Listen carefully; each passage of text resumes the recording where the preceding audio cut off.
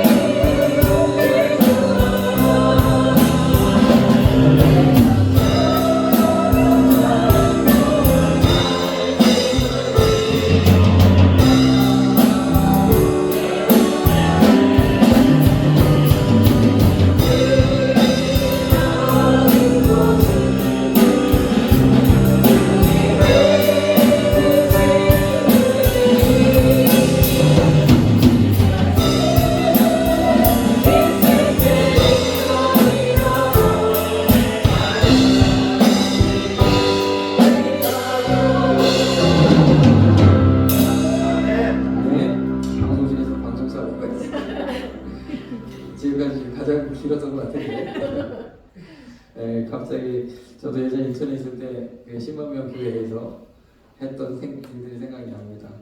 거기서도 많이 놓치세요. 그래서 찬양팀들에게는 무조건 가사를 외워라 이렇게 주문을 하거든요. 왜냐면 이 자막이 안 넘어가도 찬양해야 되잖아요. 그래서 계속 듣고 외우고 하는데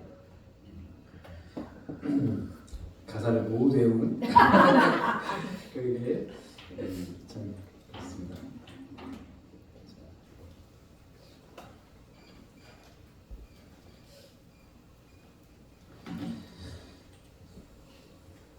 네, 오늘 말씀의 제목은 구제에 관한 이야기입니다.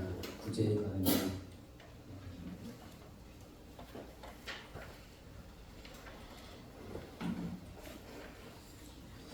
고린도후서 9장 5절에서 12절 말씀은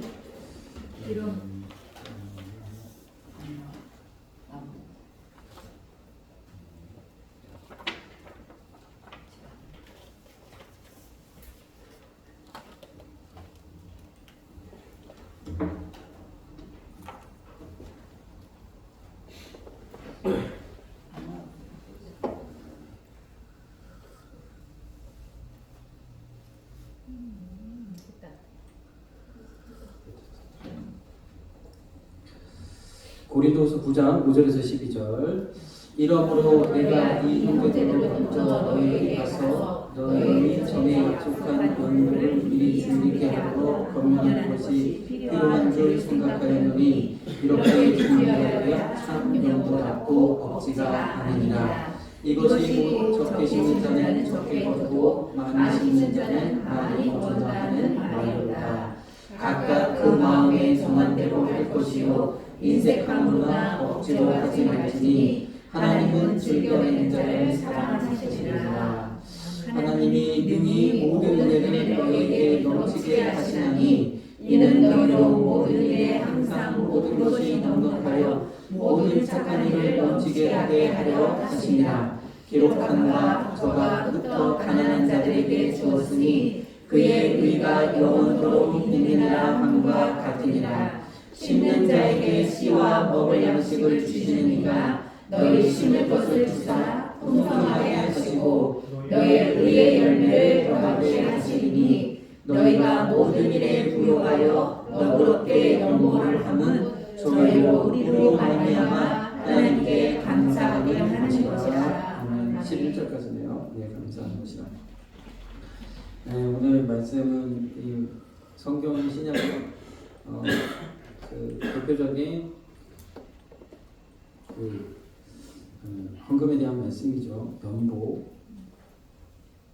오늘 고린도후서 9장 7절 말씀에 주님 이렇게 말씀하셨죠. 억지로 하지 말지니 하나님은 즐겨내는 자를 사랑하시느니라. 네. 그래서 이 구절을 보니까 주님도 그렇죠. 돈을 밝히시는가?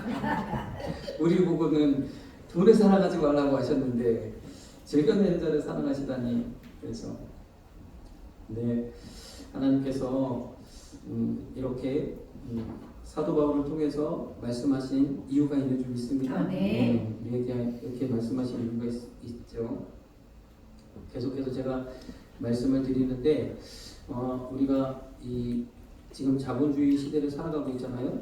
그래서 돈을 우리가 자칫 돈이 모든 가치를 매기고 돈이 있어야 모든 것들을 살 수 있고 또 돈이 굉장히 중요한 것은 맞습니다. 그러다 보니까 돈이 우상이 되고 또 돈을 사랑하고 돈을 쫓아가고 하게 되는 일들이 발생하는 거죠. 그 사단이 그 어떤 것 예전에는 여러 가지 종교라든지 여러 가지 영적인 형태로 우리들을 이끌어가기를 원했지만 이제는 돈을 가지고 이용하기가 너무 좋은 거죠. 그래서 뭐든지 돈이면 되는 것처럼 여기도록 그래서 돈을 사랑하다 못해 사모해서 많은 미혹에 빠져들어가게 되는 겁니다. 그런데 우리는 이 돈을 우리가 가지고 있는 자본도 그래요. 돈을 따라가다 보면 참 그 돈 하나에 따라서 올라가고 내려가고 통장의 잔고가 채워지고 또 비워지고 하는 그것에 따라서 우리 인생이 얼마나 희비가 엇갈리고 굉장히 좋았다가 고통스러웠다가 그렇지 않습니까? 특히나 지금 여기 주식하시는 분이 있는지 모르겠지만 주식하시는 분들이 내가 산 주식이 그냥 가슴 졸이면서 올라가면 기쁜데 내려가면 완전 죽을 것 같고 더 반토막 나면 이제 세상 다 사갔다 이렇게 되고 안 되는 거죠. 안 되는 거죠.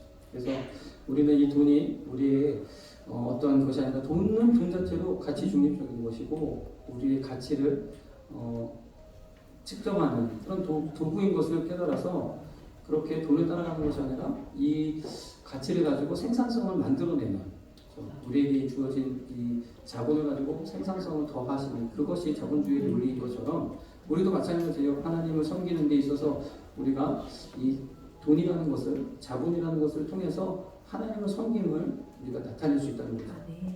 그래서 우리가 요즘에 제가 계속 말씀드리는 것처럼 재물에 충성하라 이것이 결국 종교개혁을 통해서 많은 종교개혁자들이 외쳤던 특별히 칼빈, 우리가 장로교회의 시초 칼빈 선생님이라고 해야 되나?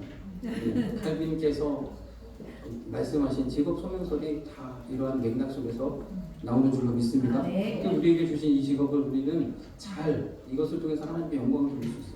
그곳에서 제가 또 말씀드렸지만 주님의 사실고 부활하심의 은혜를 우리가 체험해야 돼요. 저는 어때요? 저는 이 사역의 현장에서 우리 교회를 통해서 여러분들의 삶을 통해서 주님의 사심과 죽으심과 사심을 경험하는 부활의 영광을 경험하는 그런 사명을 부여받았고 여러분들에게 주어진 일들을 통해서 그곳에서 하나님의 영광을 부활의 영광을 경험해야 되는 줄 믿습니다. 네, 그래서 우리에게 그 일을 주신 거죠.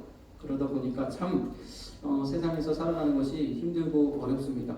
많은 이제 인내도 해야 되고 또 이번에 넘어가면 또 다음 고비가 되고 또 넘어가고 해야 되는데 치열한 정말 피 흘리기까지 싸워 이기시는 저와 여러분들 되어지기를 소망하는데 그것이 내 힘으로 한다면 힘들고 지치고 어려워서 불가능해요. 근데 주님이 먼저 그 길을 가셨고 우리는 그냥 따라만 가면 된다는 거예요. 때로 힘들 때는 어떤 시인이 이야기했던 것처럼 주님이 우리를 업고 가신다고 하시니까 우리가 믿음으로 나아가야 될 줄 믿습니다. 그래서 지금까지 한 이야기들을 한 번 더 우리가 좀 말씀을 드리면 계속 말씀을 드리지만 불의한 재물에 충성하라. 그렇죠? 지극히 작은 것, 우리에게 주어진 나의 이 소득의 도구, 이것이 내게 축복의 도구인 것, 축복의 통로인 것을 우리가 알아서 항상 그것을 통해서 하나님께 영광 돌리시는 이 마음을 품어야 되는데, 그래서 재물은 우리가 따라가고 사랑하고 우리가 섬겨야 될 대상이 아니라 하나님을 섬기는 도구인 것이 분명하게 하나님을 섬기는 도구.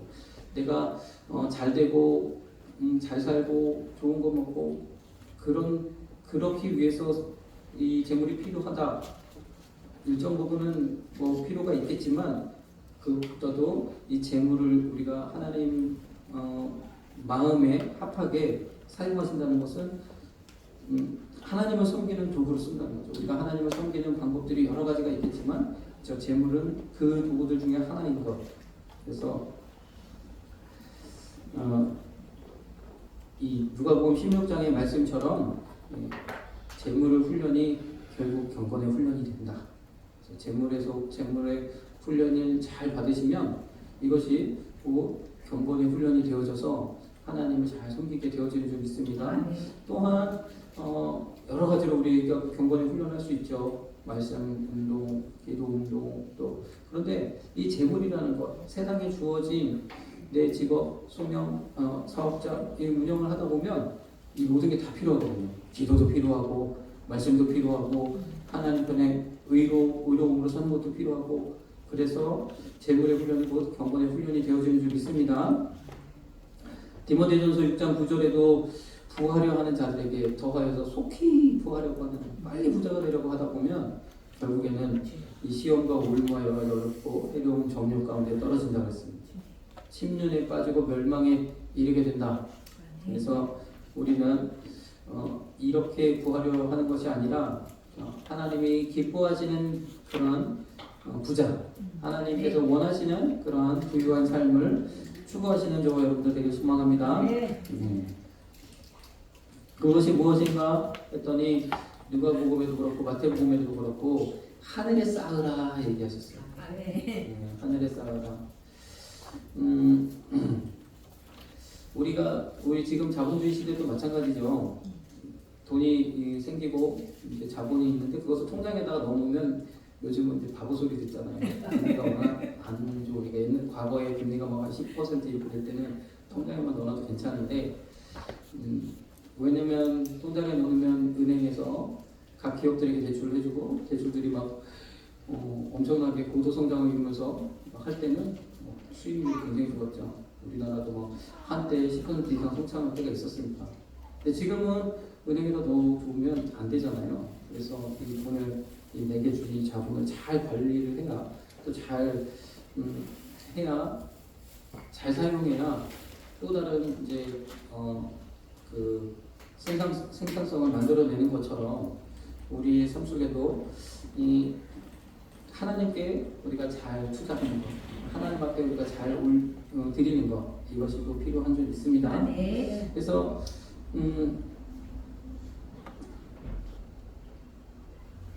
재물훈련이 경건훈련인데 오늘 말씀 제목처럼 성경에는 많은 경우 구제하라라는 말씀이 있어요. 그렇죠? 구제하는 것을 하나님 기뻐하시고, 그래서 제가 모든 백방으로 찾아봐도 구제하는 것에 대해서 나쁘게 평가하는 건 거의 없더라고요. 그래서 하나님은 구제를 기뻐하시고 또 성경에 많은 곳에 구약과 신약을 통틀어서 구제가 많이 등장합니다. 그래서 하나님 구제를 기뻐하시는데 우리가 이 구제에 대해서 각자들의 생각이 있을 거예요. 가난한 사람을 돕는 거, 뭐 필요를 채워주는 거, 또 뭐 우리가 아프리카나 이런데 뭐 이런 걸 보내는 거, 여러 구제 단체, 뭐 NGO 단체 이런 단체들에게 후원을 하는 것, 여러 가지 모양의 구제들을 우리가 각자가 생각할 수 있는데, 그러면 성경적으로 우리가 구제에 있어서 한 가지 반드시 짚고 넘어가야 할 부분이 있어서 제가 좀 소개합니다. 이것이 구제 전체는 아니지만 구제라는 측면을 이해하는 데 있어서 굉장히 필요한 것이기에 오늘 말씀을 좀 드리려고 합니다. 누가복음 18장에 그 부자 청년 이야기가 나오죠. 재물이 많아서 결국에는 예수의 제자가 되고자 갔다가 율법적인 다 지켰지만 결국 자기 재산을 다 팔아서 가난한 사람들에게 나누어 주라 하는 그 말씀에 넘어져서 실족해서 결국 예수님의 제자, 예수님을 따르기를 포기했던, 그래서 영생을 포기했던, 그리고 천국 가기를 포기했던, 너무 안타깝죠. 우리가 생각하면 정말 안타까운데 본인에게 있어서는 안 되는 거죠. 내가 그냥 천국 안 가고 말지, 내 재산은 내가 못 가겠다. 그렇게 되는 거죠. 그래서 주님이 말씀하셨어요. 부자가 하늘나라에 가는 것보다 낙타가 바늘귀로 들어가는 게 오히려 더 쉽다. 이렇게 주님도 예수님도 이 구제에 대해서 이렇게 말씀을 하셨는데 그것이 하늘에 쌓는 것이다라고 누가복음 12장 33절에도 말씀하셨고 18장 22절에도 말씀하셨어요. 참 이 말씀을 보면 다 그냥 다 팔아가지고 다 구제하고 다 나눠주고 무소유로 지내야 될 것 같은 그런 마음인데 우리가 이 말씀을 잘 이해를 해야 됩니다.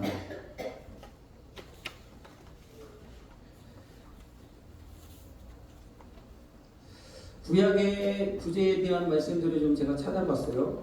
구약의 말씀들이 있는데 구약에 직접적으로 구제에 관한 율법의 말씀이 있습니다. 뭐냐면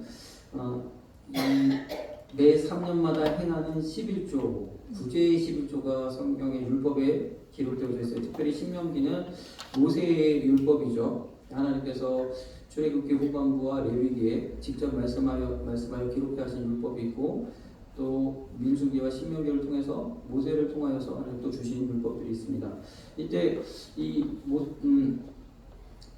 모세를 통해서 이 주신 율법 가운데 이 구제의 11조가 있습니다. 이 구제의 11조에 대해서는 신학자들이 여러 가지 의견들이 좀 있는데 11조 외에 또 다른 11조다. 대체적으로는 이렇게 해석을 해요. 또는 11조를 드리고 3년에 한 번씩은 구제의 11조를 드린다. 뭐 이런 소수의 의견도 있는데 대체적으로는 11조를 드리고 또 매 3년마다 또 11조를 한 번 더 드려서 구제로 삼는다. 뭐 어떻게 되었든 성경에서 구제의 11조를 이야기하고 계세요.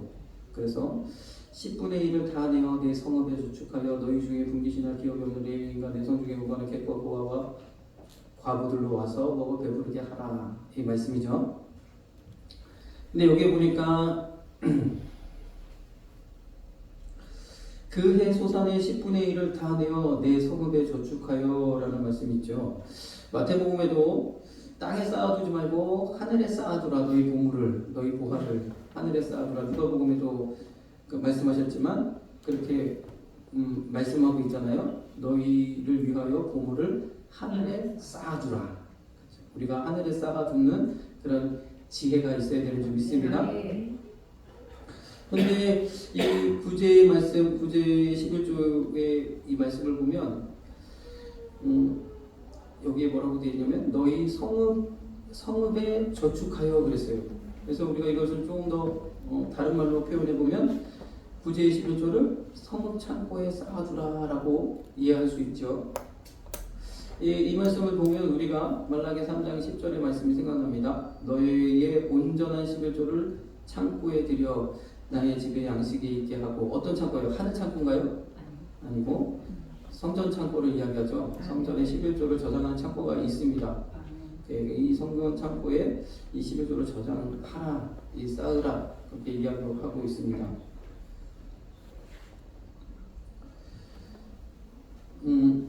그래서 우리가 하늘 창고에 쌓는 것, 하늘에 우리의 보화를 쌓는 그것을 어떤 측면에서 우리가 이렇게 우리가 실제적인 면으로 이것이 영적인 그런 것들을 대변한다면 우리가 실제적인 측면에서 성전 창고에 쌓으라라고 또 이해해 볼 수 있는 거죠. 자, 신명기 26장 12절부터는 이 구제 11조에 대해서 한 번 더 말씀하고 있는데 여기 말씀을 좀 보시면 제3년 곧 11조를 드리는 해에 너는 모든 소산의 11조 다 내게로 맞춘 후에 그것을 레위인과 객과부와 과부에게 주어서 내 성문 안에서 먹어 배부르게 하라, 이렇게 하라 말씀하셨어요. 그리고 13절과 14절을 많아서 좀 제가 글씨를 작게 했는데 13절 14절을 쭉 이렇게 우리가 보면 자 이렇게 했으니 하고 이야기하라는 거예요. 하나님 당당하게 이렇게 이야기하라는 거예요. 주님 말씀하신 대로 먹을 것들 쪼개서 가난한 자를 위해서 도왔습니다. 그에게 구제했습니다. 주님 명령대로 하였사오니. 그렇죠? 또 14절에도 내가 애국하는 자들이 선물을 먹지 아니하고 부정용을 떼어지 아니하고 죽은 자를 위하여 이를 쓰지 아니하고 여호와의 말씀을 청종하여 주께서 내게 명령하신 대로 다 행하였사오니. 그리고 나서 15절에 원컨대 주의 거룩한 조소 하늘에서 화감하시고 주의 백성 내 이스라엘에게 복을 주시며 그랬습니다. 이 말씀이 정확하게 말라기 3장 10절의 말씀과 동일하죠. 시험하여 보라는 거죠. 당당하게 이야기하라는 거죠. 어쨌든 하나님께서 11조에 대해서 특별히 구제 11조에 대해서 이렇게 말씀하고 계십니다. 그래서 이것이 이제 어떻게 보면 직접적으로 구제하라, 구제 11조로 직접 드리라, 구제 헌금을 드리라, 그렇게 하나님께서 직접적으로 구제를 명령하셨다면 또 간접적인 이 구제에 대하여 말씀하신 율법들이 많이 있습니다. 신명기에도 객과 과부를 위한 가난한 자들을 위한 그 배려들이 있는데 밭의 모퉁이, 이 밭을 우리가 이렇게 막 베다 보면 이제 쉽게 뵐 수 있는 것은 이렇게 가장자리를 제외하고는 이렇게 낫을 대서 이 식물들을 잘 추수할 수 있는데 가장자리는 여러 가지 걸림도 있고 불편한 사항들이 있잖아요. 그러니까 이런 부분은 어떻게 하라? 아주 그냥 아금박스럽게 다 꼼꼼하게 다 베고 막 힘을 들여서 아주 깔끔하게 다 베지 말고 남겨두라는 거예요. 그리고 베다가 떨어진 것들은 어떻게 해요? 떨어진 거 다시 줍지 말고 그냥 떨어뜨려 주라는 거죠. 감람나무를 떤 때도 그 가지를 다시 살피지 말라. 한번 그냥 쭉 한번 훑고 꼼꼼하게 다 살펴서 아이고 이거 놓쳤네 그리고 다 따지 말고 두라는 거예요. 꼭 객과 가부를 위해서 배려를 하라는 거죠. 이것은 어떻게 보면 직접적으로 그들을 돕는 것은 아니지만 그들을 배려하는 간접적인 구제를 이야기하죠. 포도원의 포도도 마찬가지입니다.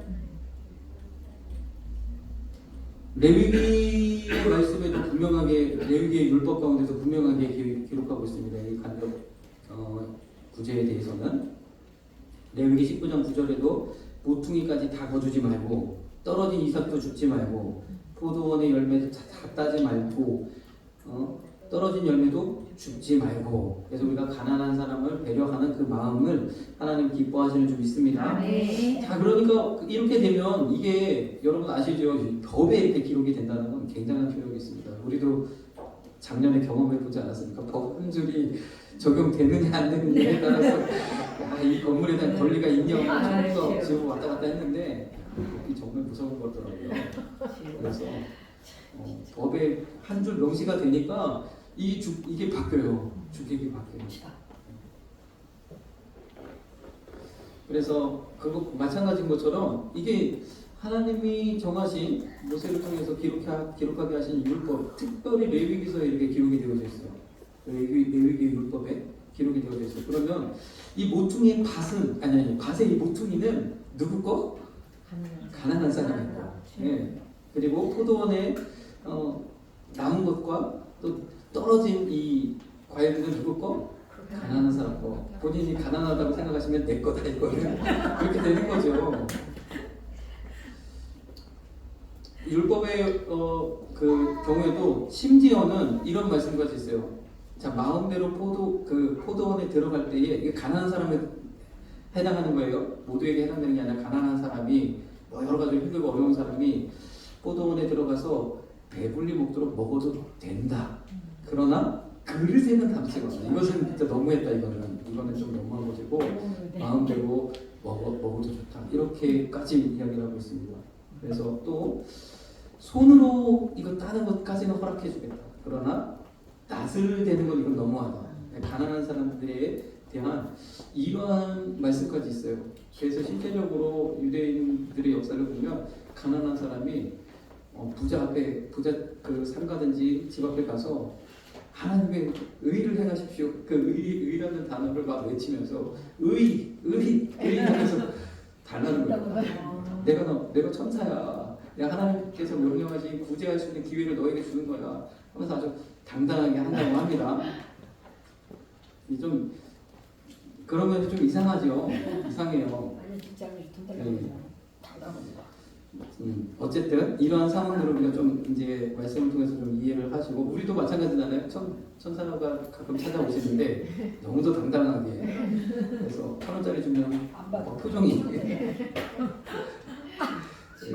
이런 얘기 하시면 참 할 얘기가 많으실 텐데 이전에 계셨던 분들은 할 얘기가 많을 텐데 지금도 그렇지. 지금도 우리가 이걸 받아야 되나 말아야 되나 지난주에도 우리가 좀 어려움을 겪었는데 어떻게 해야 하나.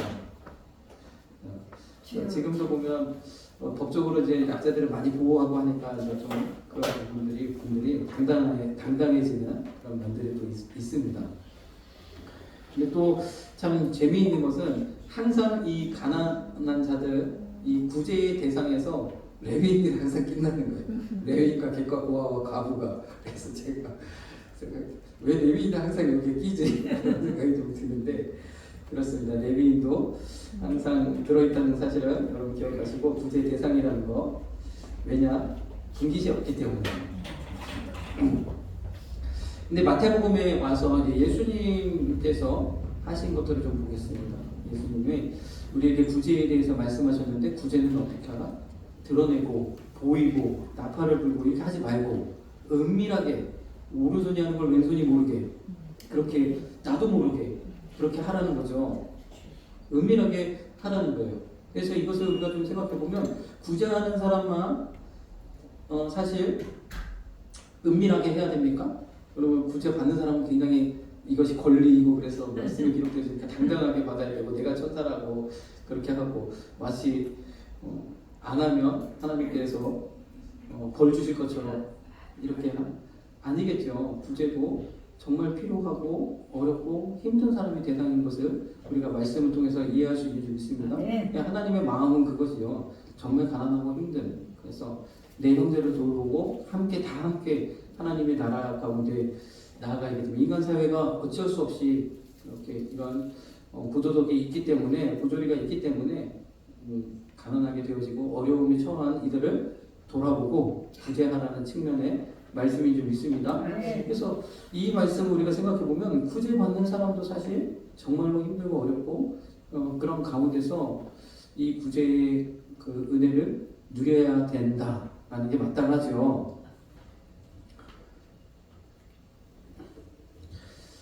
우리가 예수님은 먼저 구제에 대해서 이렇게 가르쳐 주셨고 예수님의 사역을 우리가 좀 돌아보면 예수님의 사역은 병자와 귀신 들린 사람들을 고쳐주시는 사역이었어요. 대부분이 수많은 병자들을 고치셨고 수많은 귀신 들린 자를 고쳐주셨어요. 주님의 아주 대표적인 사역이죠. 또 복음을 전하시고 제자들을 세우셨고 또 천국 말씀을 가르치시고 여러 가지 사역들을 하셨지만 대표적인 사역은 이 사역입니다. 가난한 자와 고아와 또 과부들의 친구가 되어주시고 그들의 말을 귀 기울여주고 함께 식사도 나누시고 그러한 사역들도 하셨지만 이 사역이 대표적인 사역이라는 거죠. 또 더 나아가서 주님은 복음을 가지고 그래서 오늘 마가복음 1장에 마가복음의 1장부터 주님 이야기하신 거예요. 주님의 사역이 무엇인지 주님의 사명이 무엇이었는지. 그래서 이렇게 모든 병자와 귀신 들린 자를 고치시고 그리고 또 전도하는 것, 복음 전하는 것 이것이 주님 사명이었다는 거예요. 그래서 주님은요. 그래서 지금 우리가 볼 때 우리가 구제다. 더 나아가서 저는 오늘 이 구제를 선교의 측면에서 보고자 하는데 선교는 그래서 구제 플러스 전도라는 거예요. 이 두 가지가 반드시 같이 있어야 선교는 좀 있습니다. 그냥 나누어주고 구제만 하는 것이 선교가 아니고 이 두 가지가 항상 같이 있어요. 주님처럼 이 어려운 사람들을 돕고 근데 주님이 도우신 분들은 주님이 도와준 분들은 정말 스스로 이 어려움에서 벗어날 수 없는 병에 걸려서 이거 어떻게 합니까? 스스로 헤어놓을 수가 없죠. 그리고 귀신 들린 건 이거 어떻게 합니까? 이들을 고치셨는 줄 믿습니다. 주님 정말 필요한 이들에게 필요한 것을 공급하셨다는 거예요. 주님을 따르는 제자들은 어떠한 사역을 했을까? 성경에 제자들이 주님의 명령을 따라 전도하면서 병을 고치고 귀신을 내어쫓는 그런 일들도 있었지만 대부분은 예수님을 따라다니면서 예수님 주변에 수많은 사람들이 있고 가난한 자들을 돕게 하시는 이러한 말씀들을 늘 하시니까 많은 사람들이 주님 앞에 또 헌금도 드리고 여러 가지 이렇게 모금이 되어졌을 거라는 거죠. 그래서 우리가 이런 측면들을 조금 엿볼 수 있는 게 직접적으로 이제 제자들의 사역을 이야기하고 있지는 않지만 복음서를 통해서 이런 부분들을 엿볼 수 있는 부분들이 몇 군데 있는데 오늘 특별히 그 예수님을 팔아넘긴 제자 유다 가룟 유다의 그 장면에서 이런 부분들을 좀 볼 수 있습니다. 가룟 유다는 예수님의 다른 사역보다 여기에 관심이 많았다는 거예요. 돈계에 관심이 많았어요. 예수님 보니까 인기가 많아가지고 역시 사람이 모이는 곳에 돈이 있어. 그래서 예수님을 따라다닌 거죠. 그래서 보니까 이 향유를 팔아서 옥합을 깨워서 예수님의 그 머리에 붓고 또 눈물로 씻기고 했던 이 상황에서 이것을 팔아가지고 가난한 사람을 도와야지 다시 말해서 구제 사역을 이어가자는 거죠. 구제를 해야지 왜 이렇게 했느냐 하지만 그 마음 본심은 아까워 이거라는 거죠. 왜냐하면 저 돈이 돈기에 들어와야 내 주머니도 채워지는데 그리고 요한복음 13장에도 보면 이제 그가 예수님을 팔 것을 아시고 네가 할 일을 하라 이렇게 말씀하셨을 때 제자들은 유다가 돈계를 받고 많은 사람들에게 물건을 사고 또는 이 가난한 사람을 돕는 그 일을 주관했기 때문에 유다에게 그 일을 하라고 그 구제를 하라고 명령하시는가 보다 다른 제자들은 이렇게 생각했다는 거죠. 그래서 제자들의 사역, 예수님을 따라다니는 제자들의 사역은 주로 구제에 있었을 것이다. 우리가 이해할 수 있습니다. 그 당시에도 얼마나 가난한 사람들이 많고 힘든 사람들이 많았겠습니까?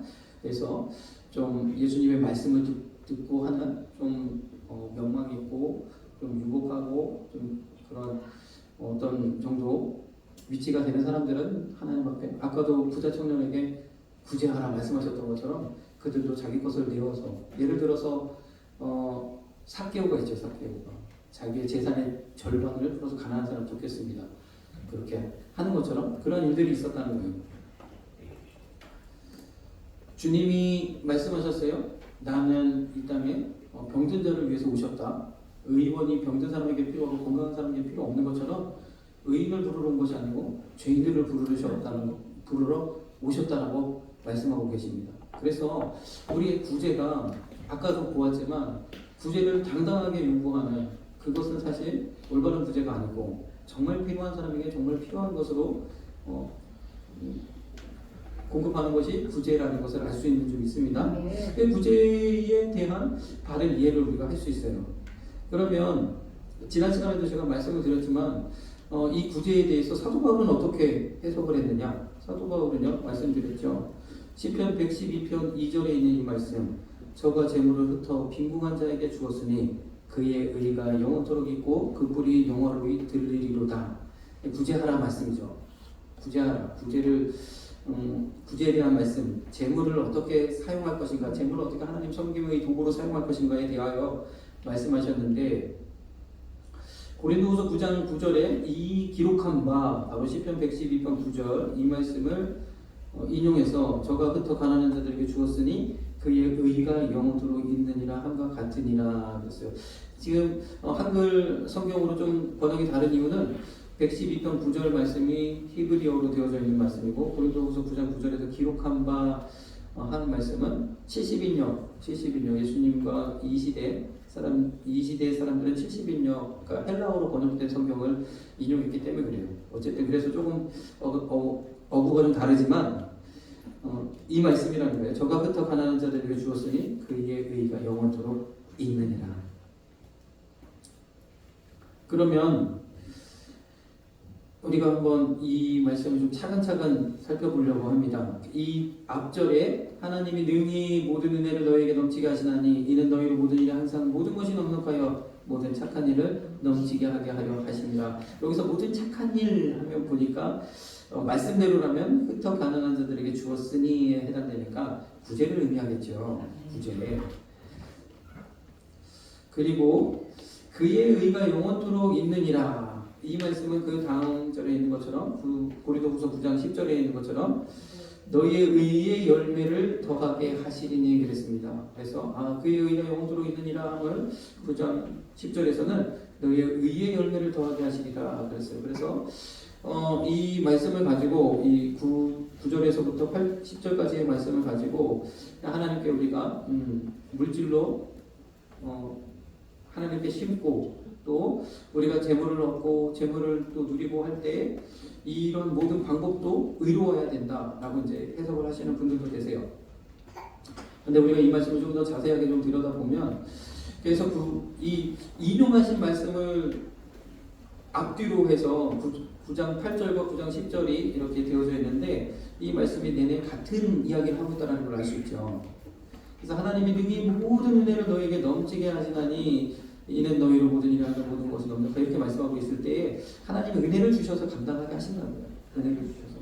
자, 우리가 하나님 앞에 이렇게 오늘 9장에서 말씀하신 이 연보를 할 수 있는 거, 하나님 앞에 예물을 드리고 이 선교를 위해서 매달 모아가지고 하나님 앞에 드릴 수 있는 것, 이것은 하나님의 은혜를 주셔서, 그렇죠? 은혜를 주셔서 할 수 있다는 거예요. 은혜를 주셔서 우리로 심게 하신다는 거죠. 그냥 다시 말해서 억지로 하지 말고 은혜로 하라라고 이야기하고 있는 것을 좀 믿습니다. 그래서 우리가 특히 이 말씀의 구제라는 어떤 측면을 우리가 볼 때 이것을 은혜로 해야 되는구나. 또 하나님 앞에 드림으로 볼 때 은혜로 해야 되는구나. 그러면 모든 것이 넉넉하여 너희로 모든 일에 항상 모든 것이 넉넉하여 모든 착한 일을 넘치게 이렇게 했을 때 모든 것이 넉넉하다는 건 어떤가요? 심을 것을 풍성하게 주신다는 거죠. 넉넉하게 하나님 주셔서 심고서 풍성하게 주셔서 그렇죠. 그러면 너희의 의의 열매를 더하게 하시리라. 이것이 모든 착한 일을 넘치게 하게 하신다. 그런 의로움을 이야기하는 말씀이라는 것을 우리가 잘 알 수 있습니다. 자, 그래서 착한 일을 넘치게 우리에게 주시는 이 선한 것, 구제를 구약 말씀 시편에 있는 그 말씀에 말하기를 가난한 자를 돕는 구제를 의미하는 이 착한 일을 넘치게가 의의 열매를 더하게 하시는 것인데, 즉 착한 일을 넘치게 함을 통해서 의로운 열매가 넘쳐나게 하나님 하시겠다. 이 착한 일이 결국 의로운 열매라는 것을 우리가 알 수 있는데 이 열매를 더하게 하시려고 하는데 그것에 대하여 9장 11절에는 또 직접적으로 이렇게 말씀하고 있어요. 정리를 하셨습니다. 너희가 모든 일에 부유하여 너그럽게 연보를 함은 저희로 우리로 말미암아 하나님께 감사하게 하는 것이다 그랬습니다. 그래서 이 정리를 하면 하나님께서 은혜를 주셔서 심을 것을 주시고 풍성하게 하셔서 너그럽게 연보를 할 수 있는 것, 그것을 가지고 의의 열매를 더하게 하시는데 그 의의 열매가 무엇이냐? 하나님께 감사하는 거라고. 자, 의의 열매는 무엇이냐? 너의 의의 열매는 바로 저희로, 우리로 말미암아 이 선교를 감당하고 있는 사도 바울과 이 선교팀으로 말미암아 하나님께 감사하게 하는 것이다. 그래서 우리가 하나님 앞에 감사함으로 드려지는 이 물질, 이 연보, 이것을 하나님이 정말 기뻐하시는 줄 믿습니다. 이것을 이야기하시는 거예요. 그러니까 구제를 우리가 생각할 때 구제라는 것이 막연하게 가난한 자를 돕고 또 나누어주고, 물론 우리가 그런 구제도 해야 됩니다. 그것을 하지 말라는 것이 아니라 그것도 구제의 의미 있지만, 구제가 예수님을 통하여서 그리고 제자들을 통하여서 또 교회를 통하여서 이렇게 형성되어지는 것은 결국엔 필요한 이들에게 필요한 것을 주는. 그런데 구제의 의미는 여기에 예수님이 복음 전파의 의미를 더하셨어요. 그래서 구제에다가 그 복음 전도의 의미를 더하셨습니다. 그래서 이것을 가지고 정말 필요한 이들에게 주는 것, 이것이 구제라는 거죠. 결국 구제의 바른 이해라는 것은 결국 이것을 이야기하는 거예요. 그래서 결국 이 사도 바울은요, 오늘 구약에 기록된 구제하라, 여러 가지로 말씀하셨던 이 구제, 직접적으로도 하라고 했고 간접적으로도 하라고 하셨는데, 이 여러 가지 구제의 말씀을 그 시대에, 초대교회 시대에 어떻게 적용하셨느냐? 선교로 해석했다는 거예요. 하나님이 흩어 가난한 자에게 주어라 하신 말씀은 선교하라고 본 거랍니다. 그래서 우리도요, 이 지금의 시대에 우리가 여러 가지 모양으로 구제할 수 있습니다. 그러나 하나님이 가장 기뻐하시는 구제는 선교라는 거예요. 선교하라라고 말씀하십니다. 우리도 선교 받아서 복음이 이 땅에 들어왔더니 어떤 일이 일어났습니까? 복음만 잘하면 교회만 세워졌나요? 아니죠. 사회가 발전했잖아요. 마찬가지. 세상에도 복음이 들어가야 됩니다. 아랍권에도 중동에도 복음이 들어가야 됩니다. 이 중동의 이슬람권 나라들 아직도 여성들이 뭐 다 쓰고 다녀야 되고 그렇죠. 얼마나 자유가 속박되고 이상한 그 시대를 살면서 아직도 그 시대를 살고 있지 않습니까? 복음이 들어가야 되죠. 인도를 보십시오. 얼마나 안타깝습니까? 수많은 나라에 복음이 들어가야 됩니다. 중국도 그렇습니다. 복음이 들어가야 됩니다. 그래서 우리가 우리 삶 가운데 이 선교에 대한 비전, 이것이 하나님이 가장 기뻐하시는 구제의 의미라는 겁니다. 마지막으로 우리 누가복음의 주님의 말씀처럼 바리새인들을 향해서 꾸짖으신 거죠. 바리새인들은 겉으로는 항상 그래서 가난한 자를 돕는 것 같고 뭐 하는 것 같지만 항상 겉으로만, 그리고 속으로는 다 이익을 챙겨놓고 재물을 쌓아놓고 엄청, 그래서 그 사람들이 1% 정도 되는 그 상류층 바리새인들, 사두개인들이 그 모든 부를 다 가지고 있는 그런 사회였잖아요. 그래서 잔과 대접에 겉은 깨끗지 않아 너의 속은 탐욕인즉 그랬습니다. 그래서 그 안에 있는 것으로 구제하라 말씀하셨어요. 그 안에 있는 것으로, 잔 안에 있는 것으로. 그래서 다시 말해서 이 멀쩡하게 보이는, 깨끗하게 보이는, 거룩하게 보이는 그 바리새인이라는 그릇 안에 담겨 있는 재물을 그들이 꽁꽁 숨겨놓고 본인들만 차지하고 있는, 그래서 그것 빼앗길까봐 전전긍긍하는. 그래서 정말로 구약시대부터 지금까지 선지자들이 예언하고 성경이 늘 말했던 진짜 메시아가 오셨음에도 불구하고 그 메시아를 십자가에 매달아서 죽일 수밖에 없었던 그들의 그 안에 있는 재물력을, 그래서 오직 그 안에 있는 것을 구제하라. 우리에게요, 우리에게 주신 그 재물이 있죠. 우리에게 주신 재물의 통로, 재물을 우리에게 가져다 주시는, 축복을 가져다 주시는 통로, 내게 주신 사업자, 내게 주신 직장, 또 이 모든 그런 통로들을 통해서 하나님 우리가 품어야 되는 것이 무엇이냐? 선교해야 되기 때문이죠. 선교는 그러면 땅끝까지 복음 전하는 것, 그것만이 선교냐? 그렇지 않다는 거예요. 우리가 보통 남성교회도 선교회라고 부르잖아요. 여성교회도 선교회라고 부르고요. 우리가 모든 측면이 다 선교인 것입니다. 필요한 이에게 필요한 것을 공급하는 것이 선교라는 거예요. 그런데 지금에 있어서는 우리가 뭐라 그럴까요? 과거 옛날에는 어린아이들이 잘 교육을 받지 못하고 하는 그런 부분들이 있어서 교회가 선교원을 운영했습니다. 근데 지금은 이제 보육제도가 잘 돼 있기 때문에 그 선교원을 운영하는 교회가 아무도 없어요. 과거에는 우리 가난한 사람들이 너무 어렵고 힘들게 해서 교회가 이 가난한 사람들을 돕는 일을 많이 했어요. 그러나 지금은 국가의 사회보장제도가 굉장히 잘 돼 있기 때문에 가난한 사람도 또 장애를 가진 분들도 다 이런 보장들을 잘 받고 있습니다. 그러면 우리가 무엇을 해야 될 것인가? 우리가 이 혜택을 받지 못하는, 그래서 예수님은요 그 일을 하셨다는 거예요. 병든 자를 고치고 귀신을 내어쫓는, 그들에게 꼭 필요한 것을 공급하셨다는 거죠. 우리도 이 시대에 꼭 필요한 그것을 우리가 감당해야 됩니다. 우리가 선교해야 되는 측면들을 찾아야 되는 거죠. 그 모든 방면에 우리가 선교사로 나서야 됩니다. 특별히 우리 교회에는 한 가지 주신 선교의 방향이 무엇이냐? 이제 앞으로 고령화 시대가 될 것인데 찬밥 신세가 되어지신 우리 어르신들을 어떻게 할 것이냐? 여기에 대한 선교의 비전을 세우셔야 됩니다.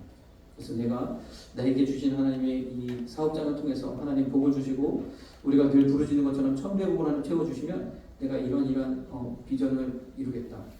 정호영 목사님 담당하셨던 남서울중앙교회는 땅끝까지 복음 전한다. 그 말씀 가지고 엄청난 역사를 이루셨어요. 그 교회 가보십시오. 그 어떤 것보다도 하나님이 선교를 기뻐하셔서 그렇게 크게 부흥하셨는지 믿습니다. 우리도요 복받기를 원하시고 우리 교회가 부흥하기를 원하면 이 선교를 제대로 이해하시고 선교의 비전을 품어야 되는 줄 믿습니다. 우리가 사업장도 그렇고 여러분의 가정도 그렇고 우리 자녀들도 그렇고 선교의 비전을 갖고 있어요. 선교라는 것은 세상 가운데 빛과 소금의 역할을 하는 거예요. 그들에게 필요한 것을 공급해 줄 수 있는 그런 사람들. 기도하겠습니다. 사랑해 주님 감사합니다. 오늘도